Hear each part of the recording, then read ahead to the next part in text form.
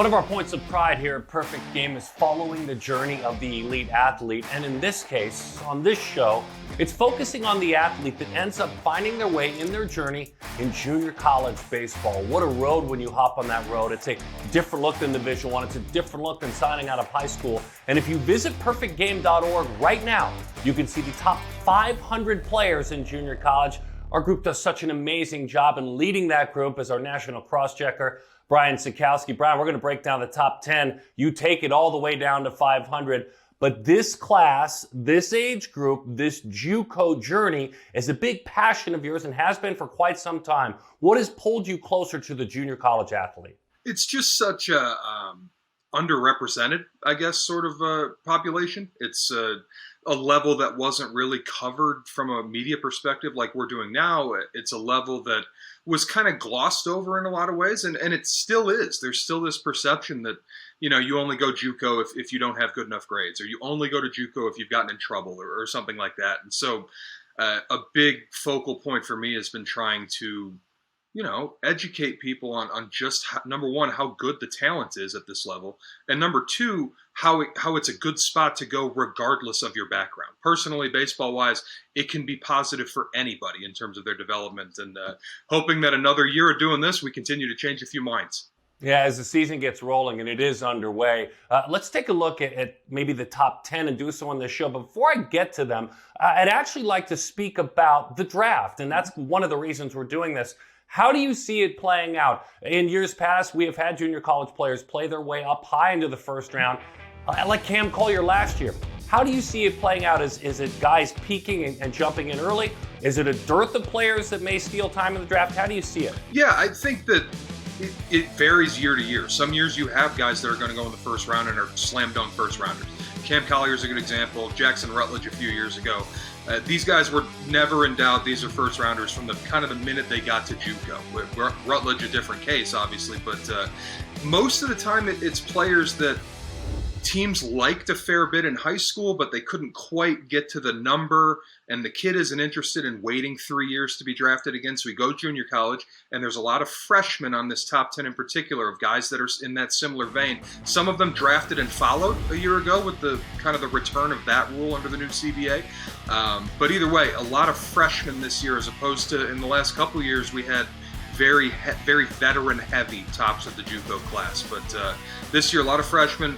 I don't know if there's a first rounder here, but there's maybe as many as, you know, double-digit top 5 round guys I could see. All right, let's jump in. Let's go with number one, right at the very top in Gulf Coast Community College. And Coach Younger's done a great job. There's a couple of names we'll have, but let's talk about Christian Opor, a young man who's out of Wisconsin, who finds Gulf Coast Community College, was up to 93 for the Chi-Town Cream travel team. Ironically enough, played on that team with Cam and Eddie, who's a 2025. I love how those two came together. But this dude is at the very top of your list. Why? Yeah, it's so he was an 11th rounder last year by the Athletics. They own his rights up until that negotiation window. He kind of looks like he might be too good to sign for what they can sign him for, so we may just have him back in the 2023 draft. But either way, a really good athlete, a good mover. He's big and left-handed. He was up to 97 this past weekend. The velo's on its way. The secondary stuff's taking off. There was some rawness to the profile, a fair bit. I've seen him, saw him quite a few times on the amateur side. It's on the high school side, excuse me. But there was some rawness. There's some crudeness to the operation. He's gotten stronger. As he's gotten stronger, he's gotten more athletic. That delivery's getting better. The secondary stuff's coming on. It's just kind of the explosion of the velocity along with the positive development of the other traits. This guy's our guy. And by the way, that funky tie with Cam and Eddie, he's one of the best 25s in the country who played up to play with Christian. I love that fun little tie. Sticking with the theme of left-handed pitchers, number 2 is a pitcher by the name of Kyle Carr. San Marcos, California is where he went to high school. He's back there now. He's a TCU commit. He's at Palomar College, which is in San Marcos, California. He was at USD last year. He has found his way there. Why did he jump into your eyesight? It's just really explosive. It's explosively athletic. This is a guy, the minute that he left USD, I was getting texts like, hey, we don't know how good he is yet, but watch this one. He was the best athlete on the team at USD, even as a pitcher. And you can see that athleticism in the delivery. Steve Fiorindo, one of our great California scouts, has seen him a couple times since he's been in Juco. 90-94, very, very easy effort. It's a quick arm, really good changeup. The slider's coming along. It's a full 3-pitch mix with an athlete who looks like he's going to command it. And as we've seen before at Ricky Tiedemann a couple years ago, the top player in Juco can come right out of California. It doesn't have to be the NJCAA. So Carr at 2 there, he was a guy we talked about at number 1 quite a bit. Just ended up missing out to Op4 by just a little bit. Carr taking advantage of college. When he graduated high school, he was the number 34 left-handed pitcher in the country in 2020. So he's moving up the ranks. You talk about the athleticism, and it's interesting. Ben Adams, now the coach there at Palomar, taking over for the legend, Bob Vetter. He was on his staff for a long, long time. Back to Gulf Coast, all the way back to Florida for the number 3 spot. Left-handed pitcher Carson Dorsey. Now, we saw Carson last year at the very same perfect game event that was played again in 2023 in Panama City Beach. Tell us why Carson's so elite. Yeah, Carson came into this process probably with a pretty firm stranglehold on number 1. This was the guy that we thought would be 1 coming in. He was number 1 in our background discussions in our work for quite a while. Kyle Carr's athleticism and Op4's kind of fastball development were kind of the hinges there, but Dorsey's really good. It's 90-93. He's funky and left-handed and skinny still. Obviously, we saw him carve a really good McLennan team as an 18-year-old freshman a year ago in the cold. Nothing from that experience has stuck with me more than that, maybe, that he did it in the cold. But either way, it's really good fastball quality. He's got a lot of ride on that pitch. The slider is probably a full grade better than what it was a year ago. Still loving the upside there from him. Just, at number 3 overall, I still think we're talking about potential top 5 rounders here. Yeah, he was drafted Texas, 17th round. Obviously, he's back in college. Played in the Coastal Plain League and continued to open eyes when playing in that historic league that's kind of right on that coast in Georgia and North Carolina, South Carolina, and Virginia, a league that has close to 200 MLB alums. On to the number 4 spot, Jackson Sosey is Canadian. He's a Canadian athlete. Wabash Valley is where he is now in Illinois, St. Benedict Catholic Secondary School. There's a lot of background on him, but I want you to scout him up for us. Yeah, and it's the Canadian secondary school. It's a little different than ours in the sense that most of the guys are done with high school at 17 as opposed to the States where it's 18. And so to kind of allow them athletically to catch up, they give them the option of taking a gap year. They call it a victory lap up there or whatever.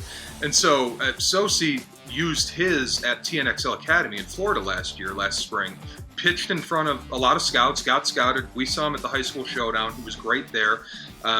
He's at Juco now. He's one of the top prospects, like we said. It's 90-94. It's a big-bodied lefty. He does it pretty easy. There's a chance his breaking ball ends up plus. He's actually going to be a little bit delayed to start the season. Just kind of, he was just a little bit late ramping up. So he's going to be about a week or 2 behind everybody else. But either way, this is a guy, you talk to scouts in the area, it's between him and the guy that we're going to talk about in a couple here at number 7, but those 2 guys out of the Midwest are really the ones making noise right now. Yeah, Sosey thought he might have been drafted. He actually listened every pick in the draft and was hoping that it would happen. Then he'd make his decision. He wasn't drafted, and his brother Tyler, a big part of his development, has a training academy in Canada. Kudos, Tyler, the job you've done with him. Kendry Maduro, the Netherlands 18U national team, by the way. He had a home run against the United States team. Everybody knew him then. He's with Doug Martin's team in Northwest Florida. Kendry, a talented middle infielder, correct? Yes, playing shortstop right now. He's a guy that may end up a little bigger to play short. He may play third base long term, but right now he's a shortstop. A good athlete with good actions, quality arm strength. There's nothing to dislike about him defensively in the middle infield. But it's the bat. He hit double-digit home runs in the fall, and as we've talked about in Juco, you can kind of pretty much play a full schedule in the fall if you want to. So that wasn't necessarily inter-squad games. He was doing that against live pitching, against other teams. The popular comp there is obviously Xander Bogaerts for native country reasons, but I will say when I talked to Northwest Florida State before the season, when we're doing all this preview stuff, they were the ones who brought up Xander Bogaerts. It wasn't me. So they said he looked like Xander out there, man. So that's our top position prospect in all of Juco baseball right there. He's the only one in the top 10. He's been playing since he was 3. He's been traveling since he was 7. Kudos to his family for making those sacrifices from Aruba. What a talented athlete. We'll pause for a minute. We're going to go 6 through 10. You're getting to know some of the best players. And don't forget, to see all 500, visit perfectgame.org. Brian and his team will take it all the way down to 500 when we come back. The top 6 through 10 players in junior college. Thanks for hanging out with us on Perfect Game TV.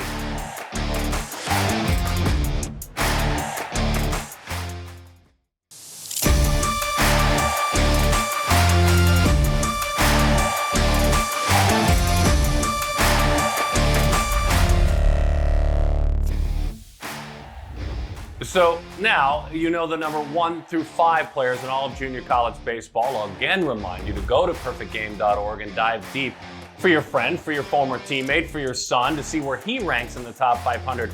This, though, now 6 through 10. And Brian, I love the Indian River talented athlete. When you talk about Gavin Adams, here's why I like Gavin Adams in a weird, twisty, biographical way. His brother Gage is his catcher. So he's dealing that great stuff, and he's doing so pitching to his brother, who's his catcher, who, by the way, when Adams had a big opening weekend, his brother homered too. Now, you can tell us why Gavin Adams has your attention, though. Yeah, it's explosive. That's the best way to put it. This is a guy who was on the radar last year as a Juco freshman. He was at a different place. Transferred to Indian River State. They were one of the teams that came to Jupiter for our kind of pre-WWBA Juco night. They were one of the teams that played. We saw Adams throw an inning or two. It was 93-96 with a good slider and a really explosive mover and a lot to like. And then fast forward, here we are. Spring is here. He's 95-98 in his first time out. So just like we said, explosive. It's a really, really fast mover. You can see all the fast twitch to his body through his delivery. He's a guy that I think, as opposed to like the more athletic he gets better. I think with him, it's maybe the more controlled he gets, he'll get better. But it's one of the pure best arm talents in all of Juco, no question. His first weekend pitching to his brother, 3 innings pitched, 7 strikeouts. Brian told you the metrics. Marcus Phillips is intriguing, our next gentleman, because probably could be playing junior college basketball as well. This is a young man who at Roosevelt High School in South Dakota took his team to a perfect 24-0 record and was the heartbeat of his team. But you know him as a right-handed pitcher. You know him as his dad, Steve, played professionally, coached professionally. Marcus Phillips has really done the jump. This is a freshman, too, at Iowa Western. Yeah, another freshman and a guy from a place that we don't necessarily have a ton of guys from all the time in South Dakota. You know, it's not that makes it unique in and of itself. But even if he was from Atlanta, for example, he'd be in this spot on the board. You know, it's really loud. You talked about the dual sport background or the multi-sport background. You can see that athleticism kind of evident in the way he is on the mound. He's actually, I think, gone a 2-way at Iowa Western this year. I think he might play some outfield and get some at-bats, but he's a pro prospect or he's a pitching prospect in terms of the pros. But either way, it's explosive. He's up into the mid-90s. There have been flashes of a plus changeup. The breaking ball's coming along. The command's coming along. But in terms of just a package of ingredients and an athlete, like, he's very, very high-end. We say Lackawanna College. Am I saying it correctly? Yeah, Lackawanna, baby.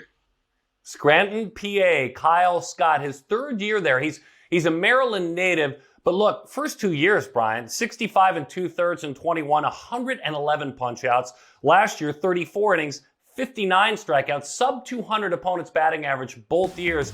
Kyle Scott deservedly has your attention. Yeah, and the head coach at Lackawanna, Michael McCary, is one of my favorite Juco coaches in all of the country. He's a guy, we talked to him.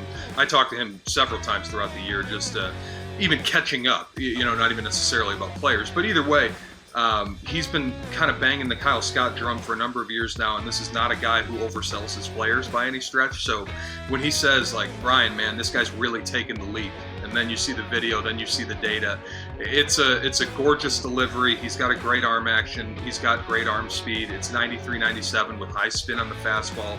He spins the breaker over 3,000 RPMs. It's power stuff. He's being scouted heavily already, even in 30-degree snowy Scranton, Pennsylvania days. It's just he's a guy that we're really betting on the upside and really betting on him being a premier draft pick this year. In the next slot is Devin Bennett. He's a Kansas commit. You saw him last year. I didn't see that game. when he pitched McLennan against Wallace Dothan. He's grown since then. He wrapped up last year with the strikeout per inning of work, 69 innings, 71 strikeouts.